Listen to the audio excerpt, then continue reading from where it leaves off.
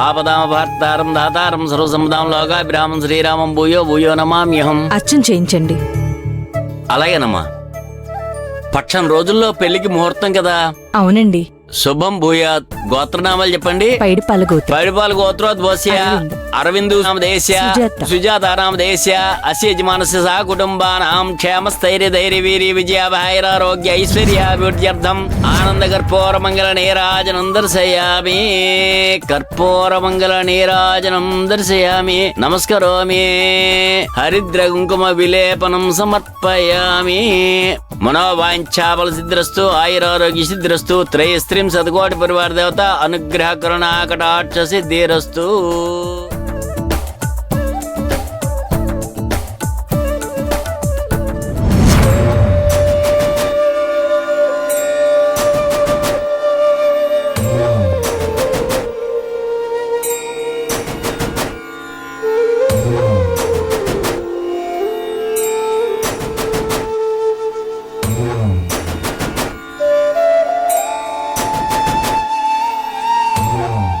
అరవింద్, ఏంట్రా అలా ఉన్నావు? ఏమో మమ్మీ, నీ మాట కాదనలేక అన్నిటికీ మౌనంగా ఉంటున్నాను. కానీ ఎంత మనసుకి సర్ది చెప్పుకుంటున్నా కూడా మనం చేసేది కరెక్ట్గా అనిపించట్లేదు. ఇప్పుడు అంత పెద్ద తప్పేం చేశాంరా మనం? ఒక అమ్మాయి జీవితంతో ఆడుకుంటున్నాం. అది నీకు అర్థం కావట్లేదా?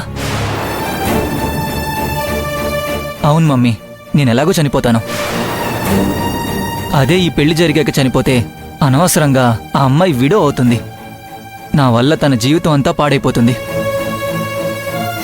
చిన్న వయసులోని భర్తను పోగొట్టుకొని ఆ అమ్మాయి బాధలు పడటం అవసరం అంటావా? ఎందుకు ఆ విషయం నువ్వు ఆలోచించట్లేదో నాకు అర్థం కావట్లేదు.